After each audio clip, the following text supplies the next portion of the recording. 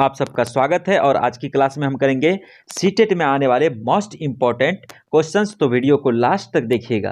पहला क्वेश्चन क्या कह रहा है कि तरुण भारत संघ एक ऐसी संस्था है, क्या है? तरुण भारत संघ एक ऐसी संस्था है जो जल के संरक्षण के लिए कार्य करती है।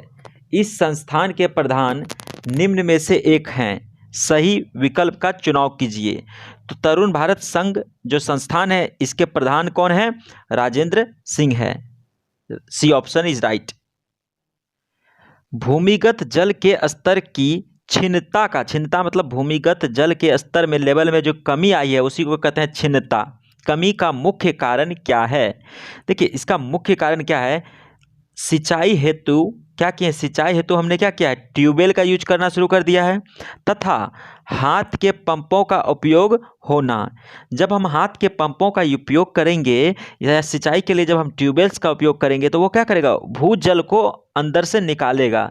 जब भूजल भूमिगत जल अंदर से निकलेगा तो उसका स्तर क्या हो जाएगा? कम हो जाएगा। तो ऑप्शन सी इज राइट। कई स्थानों पर अम्लीय वर्षा एसिड रेन जो है जल विविधता को प्रभावित कर रही है। जैसे कि एसिड रेन की वजह से क्या हो रहा है कि ताजमहल का रंग भी पीला होते जा रहा है। तो ये जो हो रहा है अम्लीय वर्षा निम्न में से किन प्रमुख रसायनों के कारण हो रही है? देखिए एसिड रेन जो मुख्यतः है ना, ये किसके कारण हो रही है? नाइट्रिक अम्ल और सल्फ्यूरिक अम्ल के कारण हो रही है। तो ऑप्शन बी इज राइट। धरती पर अलवण जल, देखिए अलवण मतलब क्या हो गया? लवण का था तो सॉल्टी वाटर की बात करता है, जो कि समुद्र का पानी होता है उसमें नमक होता है। अलवण जल जिसको कि हम उपयोग करते हैं, अलवण जल की उपलब्धता बहुत कम है। बिल्कुल सही बात है। जिसको हम उपयोग करते हैं वो क्या है? अलवण जल है। वो उसका उपयोगिता क्या है? बहुत ज़्यादा है, लेकिन उपलब्धता क्या है? बहुत कम है। उपयोगिता बहुत ज़्यादा है लेकिन उपलब्धता क्या है? बहुत कम है। कुछ उपलब्ध अलवण जल की निम्न में से किसमें सर्वाधिक प्रतिशत, कह रहा है कि कुछ जो उपलब्ध अलवण जल है कि निम्न में से किसमें सर्वाधिक प्रतिशत कुल अलवण जल की मात्रा है? कुल अलवण जल जितना है दुनिया में उसमें से इसका प्रतिशत किसमें ज्यादा देखा गया है? तो ग्लेशियर हिम नदी में। Option C is right. हमसे क्या कह रहा है? कह रहा है कि निम्न में से जल के विषय में कौन सा सही नहीं है? सही नहीं जब पूछे तो एक्टिव हो जाइएगा, नहीं वाला क्वेश्चन गलत हो जाता है। यह एक सार्वभौमिक विलय है। हाँ, ये एक यूनिवर्सल सॉल्वेंट है। अब यूनिवर्सल सॉल्वेंट क्या होता है? जिसमें कि ज़्यादा से ज़्यादा सोल्यूट मिक्स हो पाए, मतलब अलग अलग तरह का चीज़ जिसमें घुल जाए उसको क्या बोलते हैं? यूनिवर्सल सॉल्वेंट बोलते हैं। तो इसको बोलते हैं सार्वभौमिक विलायक। बिल्कुल सही बात है ये, ठीक है। इसमें विभिन्न पदार्थों को घोलने की क्षमता होती है। यूनिवर्सल सॉल्वेंट है तो विभिन्न पदार्थों को घोलने की क्षमता इसमें होती है, ये भी बिल्कुल सही बात है। पदार्थों की तीनों अवस्था में जल विद्यमान होता है। बिल्कुल, तीनों अवस्था मतलब सॉलिड, लिक्विड और गैस, तीनों अवस्था में जल क्या होता है? विद्यमान होता है। लिक्विड में पानी रहता है, सॉलिड में बर्फ रहता है, गैस में क्या बन जाता है? वाष्प बन जाता है। लेकिन सी ऑप्शन जब देखिएगा कह रहा है कि जल का घनत्व 100 डिग्री सेंटीग्रेड पर सर्वाधिक होता है। नहीं, 100 डिग्री सेंटीग्रेड पे वो बॉयल करने लगता है, उसका डेंसिटी कम हो जाता है क्योंकि उसके पार्टिकल्स दूर दूर चले जाते हैं। लेकिन 4 डिग्री सेंटीग्रेड में क्या होता है ना, 4 डिग्री सेंटीग्रेड में क्या होता है कि इसका घनत्व, जल का घनत्व सबसे ज़्यादा होता है। तो हमसे पूछा है कि कौन सा नहीं होगा, तो नहीं के लिए यही आंसर कौन सा होगा? सी ही सही होगा, क्योंकि पूछा है कि कौन सा कथन सही नहीं है, तो कथन सी सही नहीं है क्योंकि 100 डिग्री सेंटीग्रेड पर सर्वाधिक नहीं होता है, 4 डिग्री सेंटीग्रेड पर सर्वाधिक होता है। तो आंसर इज सी। रीता अपने नौकरी वाले माता पिता, छोटे भाई, दादा दादी, चाचा एवं उनके परिवार के साथ रहती है। इस प्रकार की परिवार व्यवस्था को क्या कहेंगे? देखिए इस प्रकार की परिवार व्यवस्था को हम क्या कहेंगे? संयुक्त परिवार कहेंगे। संयुक्त परिवार जिसमें परिवार के सभी सदस्य एक साथ रहते हैं। देखिए चाचा भी रह रही है, चाची भी रह रही है, दादा दादी सब रह रहा है, तो क्या हो गया? Option D is right. पैने, चपटे एवं चौड़े आगे के दांतों वाले पशुओं, कैसे दांत? पैने, चपटे और चौड़े आगे के दांतों वाले पशुओं की भोजन के लिए प्राथमिकता भिन्न होती है। ये पशु निम्न में से कौन सी खाद्य संबंधित प्राथमिकता को चुनेंगे? ये क्या चुनेंगे? घास एवं साग चुनेंगे, ठीक है। जिनके भी दांत ऐसे होते हैं, पैने, चपटे एवं चौड़े होते हैं आगे के दांत, ऐसे पशु क्या खाते हैं? घास एवं साग खाते हैं। Option B is right.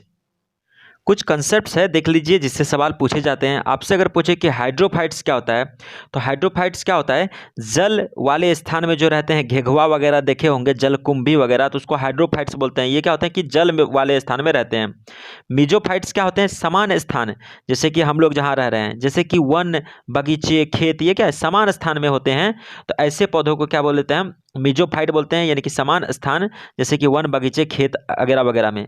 Zero fights कहाँ हो जाता है, जीरो मतलब देखिए, जहाँ जीरो मतलब क्या होता है, जीरो कुछ नहीं, जीरो फाइट्स ये होते हैं मरुस्थलीय पौधे होते हैं।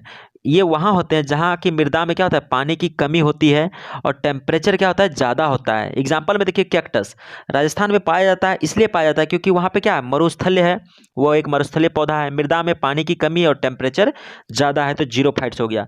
अब हेलोफाइट्स क्या होता है, हेलो मतलब क्या होता है ना, खारा, नमक, हेलोजन वगैरह सब इसमें आ जाता है। तो हेलोफाइट खारे जल वाली पौधे को कहते हैं हेलोफाइट। तो चलते हैं क्वेश्चंस पे।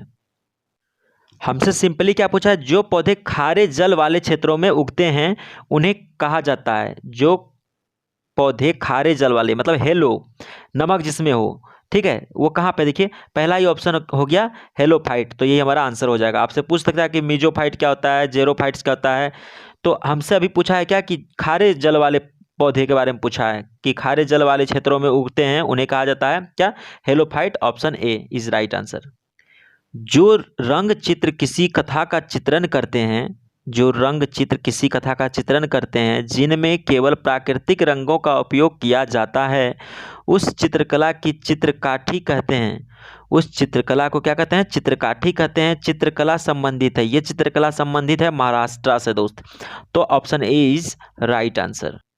उन आदिवासी वर्गों की पहचान कीजिए जो हिमाचल प्रदेश भारत के मूल निवासी हैं। गद्दी जनजाति, वो कौन से जनजाति हैं, वो आदिवासी वर्ग हैं गद्दी जनजाति, जो कि क्या है, जो हिमाचल प्रदेश भारत के मूल निवासी हैं।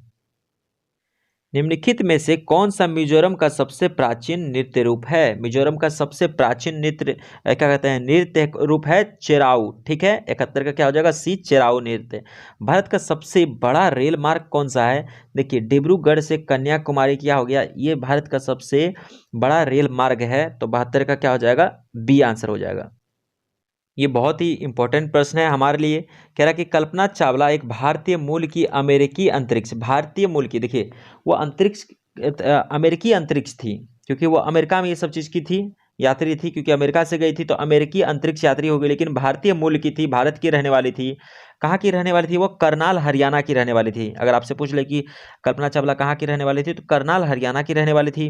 का निधन अंतरिक्ष यान में किस वर्ष में हुआ था, देखिए जब वो लौट रही थी ना, जब वो लौट रही थी, कब लौट रही थी वहां से, 2003 में 1 फरवरी को धरती पर वापस लौटते समय, कितना फरवरी को, 1 फरवरी को 2003 को धरती पर वापस लौटते समय क्या हुआ था ना, उसका विमान जलकर नष्ट हो गया, जिससे क्या हुआ कि उसमें सवार सभी अंतरिक्ष यात्रियों की मृत्यु हो गई थी। तो इसका आंसर क्या हो जाएगा, 2003 में ऐसा हुआ था। लेकिन याद रखिएगा, अगर आपसे पूछ दे कि उसका जन्म कब हुआ था, तो उसका जन्म हुआ था दोस्तों 17 मार्च, कब हुआ था, 17 मार्च को, और 1962 ईस्वी को, करनाल जो कि हरियाणा में है। पक्षी विभिन्न प्रकार के घोंसले बनाते हैं तथा घोंसले बनाने के लिए विभिन्न स्थानों का चुनाव करते हैं। निम्न में से कौन से पक्षी पेड़ के तनों में घोंसले बनाते हैं, तो ये कोई नहीं, ये हो गए कौन, बसंत गोरी, ये गोरी जी हैं, जिसको कि हम बारबेट भी कहते हैं। Option B is right. वैश्विक महामारी के समय डॉक्टर ने विटामिन सी से भरपूर भोजन ग्रहण, क्या है, विटामिन सी से भरपूर भोजन ग्रहण करने की मात्रा को बढ़ाने के लिए कहा, खट्टा वाला जिसमें कि विटामिन सी पाया जाता है, जैसे आंवला हो गया, ये सब में। क्योंकि ये क्यों कह रहा है, महामारी के समय में इसलिए खाने के लिए कह रहा है ना, क्योंकि देखिए महामारी के टाइम में क्या होता है, संक्रमण होता है, यह संक्रमण के विरुद्ध लड़ने की ताकत प्रदान करती है, इसीलिए संक्रमण से बचने के लिए विटामिन सी वाले पदार्थों को खाने के लिए कहा जाता है। जो भोजन हम खाते हैं उसका शरीर के अंदर क्या होता है, ठीक है, जो भोजन हम खाते हैं उसका शरीर के अंदर क्या होता है, ये एक प्रश्न है। कक्षा 5 के विद्यार्थियों से इस विषय पर चर्चा करने के लिए शिक्षक ने कहा, ठीक है, इस विषय पर चर्चा करने के लिए शिक्षक ने कहा। शिक्षक का उद्देश्य क्या है, शिक्षक ने पूछा कि जो हम भोजन खाते हैं उसका शरीर के अंदर क्या होता है। ये कक्षा 5 के विद्यार्थियों से शिक्षक पूछ रहे हैं। उसका उद्देश्य क्या है? उसका उद्देश्य बहुत ही सिंपल है।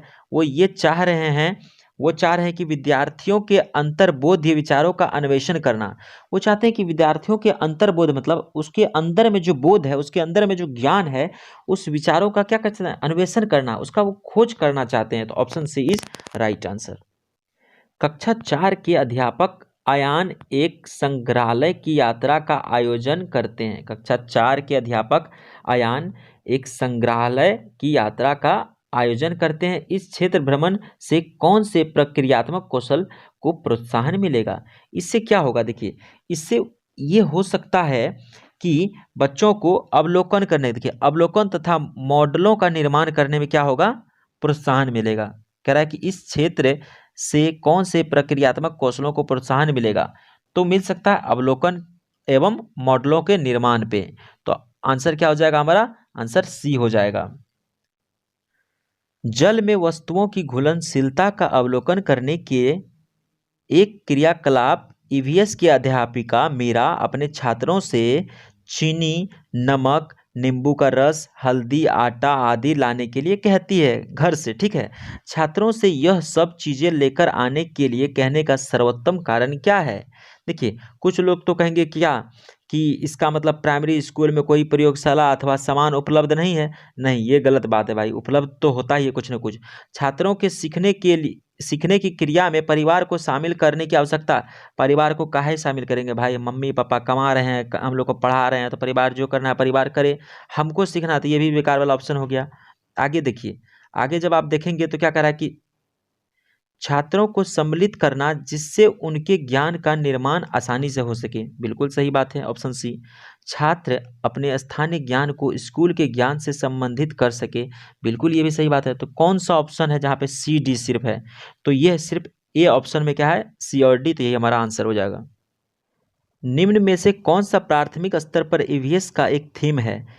हम चीजें कैसे बनाते हैं और करते हैं। हम चीजें कैसे बनाते हैं और करते हैं, यही क्या हो गया? प्राथमिक स्तर पर ईवीएस का एक थीम हो गया। Option B is right.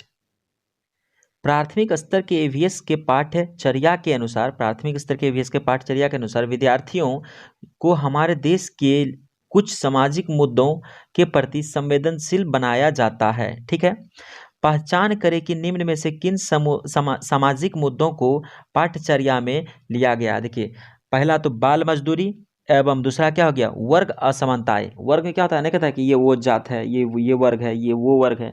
उसमें असमानताएं को ध्यान में रखा गया है, बाल मजदूरी को भी ध्यान में रखा गया। Option A is right. निम्न निम्न में से प्राथमिक स्तर पर ईवीएस की पाठ्य पुस्तकों की सबसे उपयुक्त विशेषता क्या है?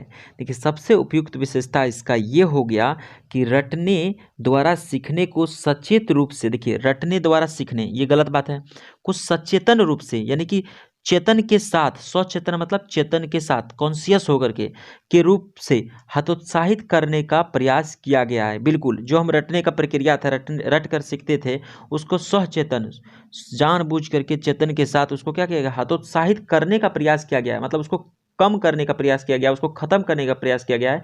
ये क्या हो गया? पाठ्य पुस्तक की सबसे उपयुक्त विशेषता हो गई। तो option C is right. EVS की पाठ्य पुस्तकों में कहानियों एवं वर्णन का उपयोग करने का सबसे उपयुक्त कारण निम्न में से कौन सा है? देखिए, जब भी हम क्या करते हैं, कहानी का प्रयोग करते हैं, उसका वर्णन करते हैं, तो इससे क्या होता है? कहानी अथवा वर्णन में पात्रों के साथ विद्यार्थी आसानी से तदानुभूति का अनुभव कर सकते हैं। देखिए, जब उसको कहानी सुनाते हैं, जब उसका वर्णन करते हैं, तो क्या होता है? बच्चे जो है विद्यार्थी उसको आसानी से तदानुभूति का अनुभव करते हैं, उस बात को फील करते हैं। तो ऑप्शन ए इज राइट। निम्नलिखित में से किस आवृत्ति का मूल्यांकन ईवीएस के सीखने सिखाने के लिए उपयुक्त है? देखिए, हम जब ईवीएस सिखाना चाहते हैं तो उसका आवृत्ति जो है कितने दिन में मूल्यांकन किया जाना चाहिए? देखिए, प्रति माह करेंगे तो बच्चा पता नहीं क्या कर रहा नहीं कर रहा है, पता नहीं चलेगा। वर्ष के अंत में ये भी उतना ऑथेंटिक नहीं है। 6 महीने पर नहीं, हमको डेली डेली देखना होगा हमारा बच्चा क्या कर रहा है, उस पर हमको पैनी निगाह रखनी पड़ेगी, डायरेक्टली या इनडायरेक्टली। तो ऑप्शन ए इज राइट। देखिए, एक ईवीएस की अध्यापिका मीरा जी को शांत कक्षा पसंद है। कक्षा वह अपने विद्यार्थियों को कहती है कि वे बैठकर अपने आप अपना कार्य करें। उसके विद्यार्थी निम्न में से किससे वंचित रह जाएंगे? मान लीजिए कभी कभार क्या होता है ना, हम ही लोग को माथा दर्द होता है तो क्या करते हैं, हम जाते हैं क्लास में, बच्चे को कहते हैं कि चुपचाप अपना काम करो। इसमें क्या होता है कि वो अपने सहपाठी से बात नहीं कर पाते हैं, तो वो सहपाठी द्वारा कुछ सीख नहीं पाएंगे, ठीक है ना। अगर उसको चुपचाप बैठा दिए तो सहपाठी द्वारा बातचीत नहीं करेंगे तो सीख नहीं पाएंगे, कुछ इंटरेक्ट ही नहीं करेंगे तो सीख नहीं पाएंगे। तो ऑप्शन डी इज राइट, इससे वंचित रह जाएंगे वो। शिक्षक द्वारा पूछे गए प्रश्नों के उत्तर के लिए निम्न में से कौन सी युक्ति और युक्तियां विद्यार्थियों के आकलन के लिए सही है? कौन सा युक्ति एवं युक्तियां विद्यार्थी के आकलन के लिए सही है? देखिए, उत्तरों का मूल्यांकन सही या गलत के रूप में तथा उसके उनके अंग संख्यात्मक हो, नहीं, ये कचरा वाला काम है। हालांकि ये किया जाता है लेकिन ये उतना सही नहीं है कि उत्तरों का मूल्यांकन सही गलत में दे। मान लो कुछ हद तक सही है तो क्या होगा, उसको कुछ ना कुछ मार्क्स मिलने चाहिए, उसको प्रोत्साहन मिलना चाहिए, ये नहीं कि काट दिए पूरा। तो सही और गलत वाला बात बेकार है, और अंक भी संख्यात्मक वाली बात भी बेकार है। उत्तरों में तो ये क्या हो जाएगा, खत्म। उत्तरों में छात्रों के मूल विचारों का मूल्यांकन गुणात्मक होना चाहिए। देखिए, उत्तर जो भी छात्र दे रहे हैं ना, उसका जो मूल विचार है, ऑथेंटिसिटी जो वो अंदर से है, उसका मूल्यांकन क्या होना चाहिए, गुणात्मक होना चाहिए, क्वालिटेटिव होना चाहिए, ठीक है ना। तो ये बिल्कुल सही बात है। छात्रों के अनुभव का मूल्यांकन गुणात्मक हो, देखिए उसका गुण को देखा जाना चाहिए, गुणात्मक क्वालिटेटिव अनुभव, छात्रों के जो अनुभव है उसका भी मूल्यांकन हमको करना चाहिए, क्वालिटेटिव अनुभव। तो बी और सी किस में है? ऑप्शन सी में देख रहे हैं कि बी और सी है, तो सी इज राइट आंसर। भोजन विषय पढ़ते हुए सुनीता, क्या होता है, भोजन विषय पढ़ते हुए सुनीता एक पर्यावरण अध्यापिका की निम्नलिखित में से कौन सी युक्ति छात्रों में अन्वेषण प्रवृत्ति को बढ़ावा देगी? कह रहा है कि अगर हम भोजन विषय पढ़ रहे हैं तो पर्यावरण अध्यापिका जो है उसकी क्या कह रहा है कि कौन सी युक्ति छात्रों में अन्वेषण यानी खोज प्रवृत्ति को बढ़ावा देगी? तो ऑप्शन डी देखिए, क्या कह रहा है कि छात्रों के परिवार व समुदाय, छात्रों के परिवार व समुदाय के सदस्यों से भोजन की विविधता की पसंद नापसंद पर चर्चा के लिए प्रेरित करना। जब हम क्या करेंगे, सदस्यों के, समुदाय के सदस्यों के साथ भोजन की विविधता के बारे में चर्चा करेंगे, उनको क्या पसंद है क्या नापसंद है उस पर हम चर्चा करेंगे, तो वो एक क्या हो गया, उसके अंदर में एक अन्वेषण की प्रवृत्ति आएगी, ठीक है ना, खोजबीन करेगा वो। तो D is right answer. Ronald Ross की कहानी को पर्यावरण अध्ययन की पाठ्य पुस्तकों में स्थान दिया गया है। रोनाल्ड रोस को क्यों दिया गया है? रोनाल्ड रोस जो है बहुत महान आदमी थे, उनका नाम पर्यावरण अध्ययन में क्यों दिया गया है? इसे स्थान देने का उद्देश्य क्या है? विद्यार्थियों को खोज के लिए प्रेरित करना, ठीक है ना, ताकि क्या कहे, जिस तरह रोनाल्ड रोस ने क्या किया था, खोज किया था मलेरिया और मच्छर में मलेरिया वगैरह सबका, तो वो क्या किया था कि विद्यार्थियों को खोज के लिए प्रेरित करना, बिल्कुल सही बात है। विद्यार्थियों को मलेरिया और मच्छर में संबंध जोड़ने में सहायता करना, मलेरिया मच्छर के द्वारा फैलता है, ये किसने किया था? रोनाल्ड रोस ने खोज किया था। तो इसलिए दिया गया था कि क्या कहिए, विद्यार्थियों को खोज के लिए प्रेरित करना, विद्यार्थियों को मलेरिया और मच्छर के संबंध में जोड़ने में सहायता करना, ये भी सही बात है। वैज्ञानिक कैसे कार्य करते हैं को दृष्टिगत करना, वैज्ञानिक सब कैसे कार्य करते हैं उसको दृष्टिगत करना, ये भी बिल्कुल सही ऑप्शन है। तो देखते हैं कि कौन सा मेरा सही हो जाएगा। ए बी सी किस में है? देखिए तो A B C, option D क्या हो जाएगा, राइट हो जाएगा, क्योंकि इसमें क्या हो गया, ए बी सी है। निम्नलिखित वाक्यों में से इकाई योजना के लिए सबसे उचित विशेषता, देखिए कोई इकाई योजना है मेरा, उसके लिए सबसे उचित व्यवस्था क्या हो सकता है? यह विषय वस्तु के बड़े भाग की गहन योजना है। Option C is right answer. क्यों? देखिए समझिए, निम्नलिखित वाक्यों में से इकाई योजना के लिए सबसे, इकाई योजना ना मतलब जो मेरा इकाई योजना है के लिए सबसे उचित विशेषता पहचानिए। यह जो है ना, इकाई योजना क्या होता है ना, यह विषय वस्तु के बड़े भाग की गहन योजना है, ऑप्शन सी। ये देखिए बहुत ही मोस्ट इंपोर्टेंट प्रश्न है, क्योंकि देखिए निम्नलिखित में से कौन सी युक्ति भाषा सीखने में कठिनाई वाले, जो बच्चे को भाषा सीखने में कठिनाई होती है, सीखने वाले विद्यार्थियों को पर्यावरण अध्ययन सीखने के लिए सबसे उचित है? ऐसे विद्यार्थी जिसको क्या होता है कि भाषा सीखने में कठिनाई होती है, उसके लिए पर्यावरण अध्ययन सीखने के लिए सबसे उचित क्या हो सकता है? देखिए, अवधारणाओं की व्याख्या बड़े बड़े चित्रों पे अगर कर दें, हम जो हम सिखाना चाह रहे हैं कंसेप्ट, उसका क्या कि बड़े बड़े चित्रों पे कर दे, ठोस वस्तुओं पे कर दे और क्रियाकलापों के साथ की जाए, तो ऐसा हो सकता है कि जिसके अंदर कमी है भाषा सीखने में, जिसको कठिनाई है, वो भी आसानी से पढ़ाई को समझ सके। तो option B is right. Theme यात्रा, जो ट्रेवल है वो एक थीम है पर्यावरण के में। बछेंद्री पाल के पर्वतारोहण के अनुभव, वो जो पर्वत पे चढ़ी थी उसके अनुभवों के वर्णन को सम्मिलित किया गया है, बिल्कुल सही बात है। यात्रा में यात्रा जो थीम है उसमें बछेंद्री पाल के जो पर्वत चढ़ने का अनुभव है उसको शामिल किया गया है। इसे सम्मिलित करने का क्या कारण हो सकते हैं? यह अध्याय लिंग रूढ़िबद्धता के प्रति चुनौती है। बिल्कुल सही बात है। अगर हम लड़की को कह रहे हैं कि वो उसके बड़े भाई ने क्या कहा था कि तुम नहीं चढ़ो, हालांकि उसके बछेंद्री पाल का बड़ा भाई छोटा भाई को कहा कि नहीं तुम चढ़ सकते हो क्योंकि तुम लड़का हो, तो बछेंद्री पाल ने ये इस बात के जिक्र भी किया है। तो ये क्या है? एक रूढ़िबद्धता है, लिंग रूढ़िबद्धता है। तो यह अध्याय लिंग रूढ़िबद्धता के प्रति एक चुनौती है। बिल्कुल सही बात है। यह अध्याय पर्वतों की ऊंची चोटियों को मापने पहुंचने में आई चुनौतियों का वर्णन करता है। बिल्कुल, इस अध्याय से हमें यह भी पता चलता है कि पर्वतों की ऊंची चोटियों को मापने या पहुंचने में आई कितनी सारी चुनौतियां आती है। और देखते हैं आगे क्या कह रहा है। आगे कह रहा है सी ऑप्शन देखिए, यह अध्याय सामूहिक यानी कि टर्म, सामूहिक मतलब एक साथ टीम जो होता है, कार्य के महत्व की व्याख्या करता है। जैसे कि वो बछेंद्री पाल और उसकी एक मित्र पहुंची थी, लेकिन दोनों ने डिसीजन लिया। उसकी मित्र ने कहा बछेंद्री पाल को कि वहाँ एक ही लात रखने का जगह है तो तुम ही रख लो बहन। तो क्या एक टीम सामूहिक वर्क का क्या होता है, उसमें भावना पैदा होता है। तो ऑप्शन सी भी सही है। यह अध्याय एक अनुकरणीय आदर्श को प्रस्तुत करता है। बिल्कुल, अनुकरणीय मतलब जिसका हम पालन किया जाना चाहिए। तो बछेंद्री पाल के मित्र ने उसको सपोर्ट किया, तो हमें भी क्या होना चाहिए, एक यहाँ पे क्या होना मिल रहा है हमको, अनुकरण करना चाहिए उन चीज़ों का। आदर्श है क्योंकि को प्रस्तुत करता है। बिल्कुल सही बात है। यह अध्याय एक अनुकरणीय आदर्श को प्रस्तुत करता है। तो ए बी सी डी सब सही है। कौन सा हो जाएगा? A option, A B C D सही है। अगर आपको इसका पीडीएफ चाहिए दोस्त, आप पीडीएफ इसका ले सकते हैं। सर्च कीजिए टेलीग्राम में, क्या सर्च करेंगे? अपना कल, APNA अपना, और हिंदी में सर्च कीजिएगा को और लॉ, आपको ये पीडीएफ मिल जाएगा। दोस्तों अगर आपको वीडियो पसंद आया तो वीडियो को लाइक कीजिए, चैनल को सब्सक्राइब कीजिए और ज़्यादा से ज़्यादा लोगों को शेयर कीजिए, ताकि मैं और भी वीडियो बनाऊं आप लोग के लिए। मेरे साथ बने रहने के लिए आप सबका बहुत बहुत धन्यवाद।